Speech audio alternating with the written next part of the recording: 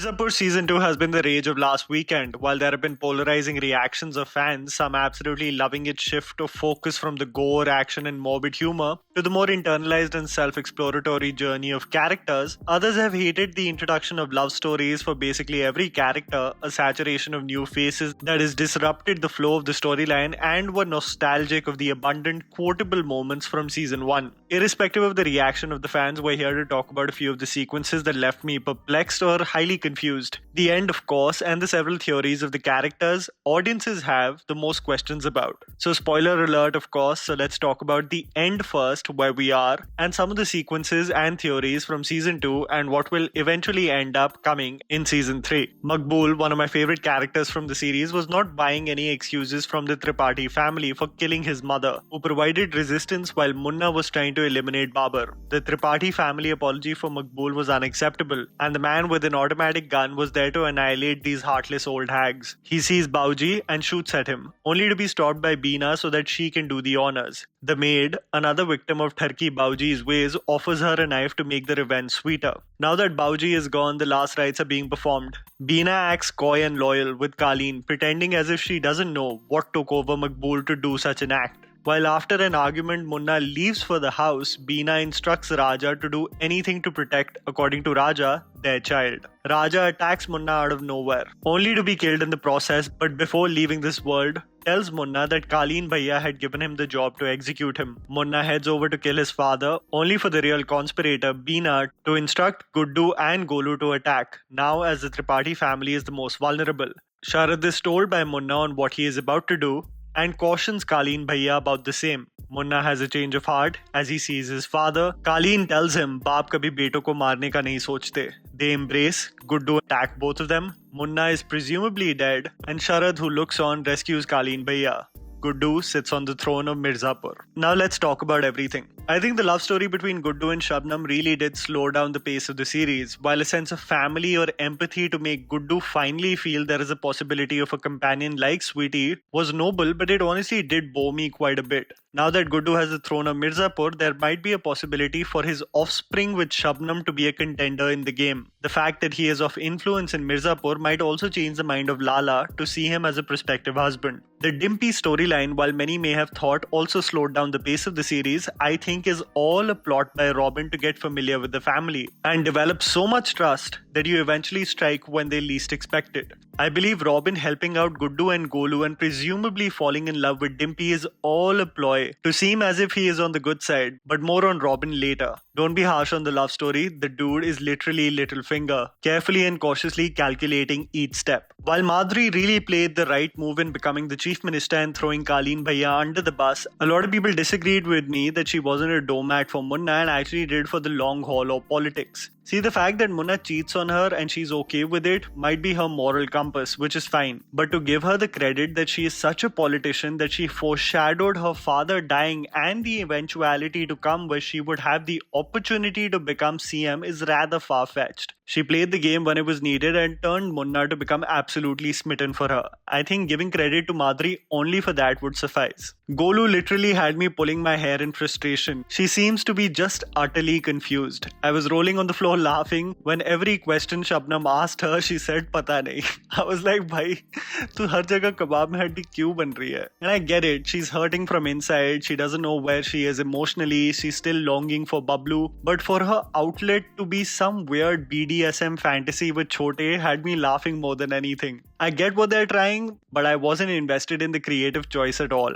Now let's get to all the theories. Sharad, who was a casual onlooker to the madness in the last scene, could have easily eliminated Kaleen Bhaiya, but the presence of GUDDU and Golu has changed his strategy, so it's better to create an alliance with Kaleen Bhaiya, prove your loyalty to him, become the most smart, loyal and responsible son he never had, and when the time is right and possibly GUDDU and Golu are eliminated, backstab Kaleen Bhaiya to make sure he has both Jaunpur as well as Mirzapur.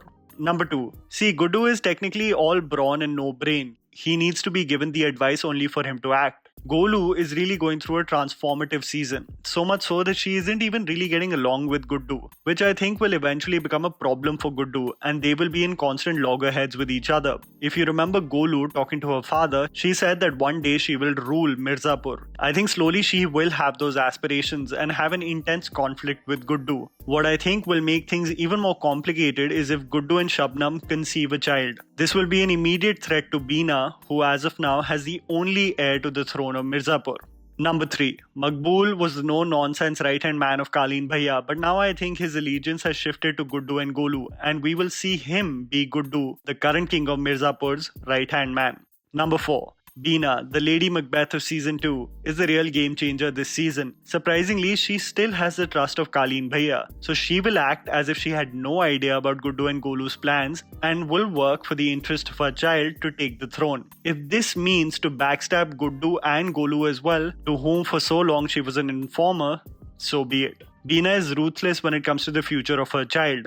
Child se yaad aaya, we were constantly reminded one thing by the Tripathi family. Bauji said that their seed is so strong that they can only give birth to a son. Qaleen reassured BEENA ki beta hi hoga, which rings my conspiracy theory mind and makes me believe that it is a possibility that BEENA had a daughter. Let me remind you, BEENA has been taking care of the child constantly while Qaleen just looks on. It might be a girl who will eventually be the heir to the throne. That will be quite interesting. Number 5. I think unanimously fans did not like the BIHAR angle. Too many eccentricities with character choices that did not leave a lasting impact. But it's pretty clear to me and everyone else, especially after the post-credit scene, that after the gun battle, Chote pretended to be Bade for his father. Now he has taken up the role of his elder brother for the convenience of future goals. His effortless nature of acting like his elder brother was clear in the iconic kitchen scene with his bhabhi. Chote is like many of the men in Mirzapur, including Guddu and Munna, always disregarded by their fathers as liabilities. Will Chote eliminate his father to rule Bihar? Will he avenge Golu's actions for breaking his heart? That will be the interesting part we will have to see in season 3. Number 6. Madhuri as the CM had fallen in love with her husband. If Munna is presumably dead, Madhuri will of course avenge the death of her husband by making sure through her political clout that Guddu and Golu find it tough to use their influence in Mirzapur.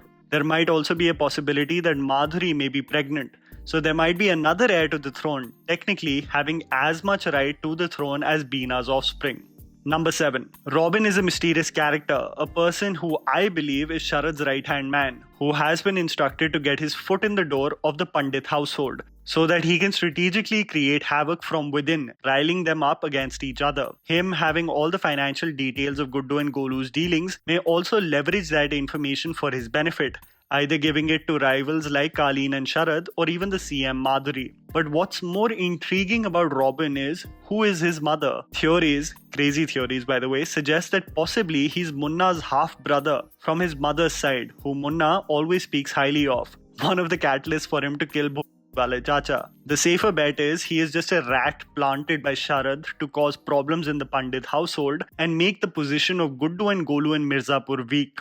One crazy conspiracy, if comes true, will really pull in the fans for season 3 is if Munna is still alive. Now hear me out. Munna literally is the core and essence of Mirzapur. The iconic scene with Wale Chacha still has me rolling on the floor laughing. There is something about Divyendu's performance that is tough to forget. So why would you, as a creator, lose or let go of your biggest crowd puller or asset? Remember the first scene of A Dream of Sorts where Guddu eliminates Munna by pushing his car off a cliff, only for Munna to come back and say, "Nahi marenge. Jitti goli lage, hum nahi marenge."